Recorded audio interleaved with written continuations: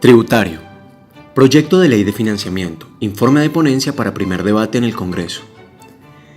Tras varias discusiones alrededor del proyecto de ley de financiamiento presentado por el Gobierno Nacional en cabeza del Ministerio de Hacienda para recaudar los 14 billones de déficit que supuso la aprobación del proyecto de presupuesto general de la Nación para el año 2019, adelantado por el Gobierno Duque, y a pesar de la solicitud de archivar el proyecto de ley número 197/2018 Senado, 240/2018 Cámara, por el cual se expiden normas de financiamiento para el restablecimiento del equilibrio del presupuesto nacional y se dictan otras disposiciones, señalada en la proposición del informe de ponencia oficial del mencionado proyecto, finalmente el pasado jueves 29 de noviembre se dio inicio a su primer debate en el Congreso de la República.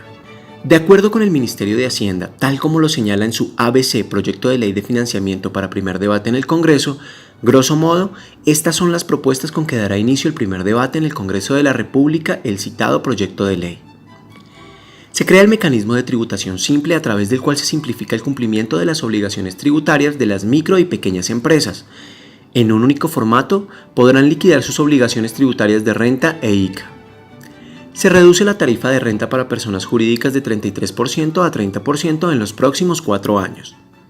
Se permitirá la deducción del impuesto de renta, los gastos en IVA de la inversión en capital y de los pagos del impuesto de industria y comercio. De forma gradual, a lo largo de los próximos 3 años se elimina la renta presuntiva. Se incrementa la tarifa del impuesto de renta para las personas con ingresos mensuales promedio que sean mayores a 40 millones con una tarifa del 35%, ingresos superiores a 50 millones con una tarifa del 37% y mayor a los 105 millones tendrán tarifa del 39%. Las personas naturales con patrimonios superiores a 5.000 millones contribuirán al impuesto al patrimonio. Los dividendos superiores a 10,3 millones serán gravados a una tarifa marginal de 15%. Se introduce un impuesto al consumo del 2% para la venta de viviendas con precio superior a 918 millones. Existen, además, algunos puntos a revisar por tener relación directa con la profesión contable. Artículo 16.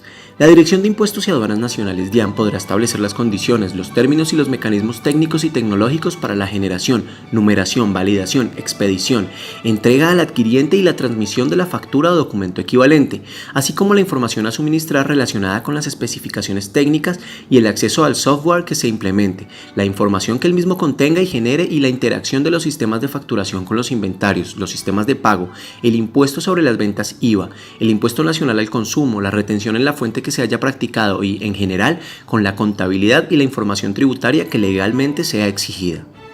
Artículo 43A. En las mismas penas incurrirán los miembros de la Junta o Consejo Directivo, el representante legal, el mandatario, el revisor fiscal, asesor en materias contables y o tributarias de personas jurídicas y o naturales que consientan, toleren y o asesoren la realización de alguno de los comportamientos descritos en el presente artículo. Artículo 43B. En las mismas penas incurrirán los miembros de la Junta o Consejo Directivo, el representante legal, mandatario, revisor fiscal, asesor en materias contables y o tributarias de personas jurídicas y o naturales que consientan, toleren y o asesoren la realización de alguno de los comportamientos descritos en el presente artículo. Adicionalmente, artículo 70. Se deberá contar con un certificado del revisor fiscal de la sociedad que distribuye los dividendos, en que se pueda constatar el valor de la utilidad comercial, el valor de la utilidad fiscal, la tarifa de impuesto y el impuesto efectivamente pagado por dicha sociedad. Artículo 98. Los contribuyentes declarantes del impuesto sobre la renta y complementarios, mediante formulario diseñado por la Administración Tributaria y que deberá ser diligenciado por contador o revisor fiscal, deberán relacionar y detallar el renglón de otras deducciones del formulario de declaración del impuesto sobre la renta y complementarios. La Dirección de Impuestos y Aduanas Nacionales DIAN, mediante resolución, reglamentará lo dispuesto en este artículo. Cabe recordar que, como lo hemos mencionado anteriormente, este proyecto de ley deberá aprobarse antes de finalizar el año para que entre en vigor a partir del próximo 1 de enero de 2019.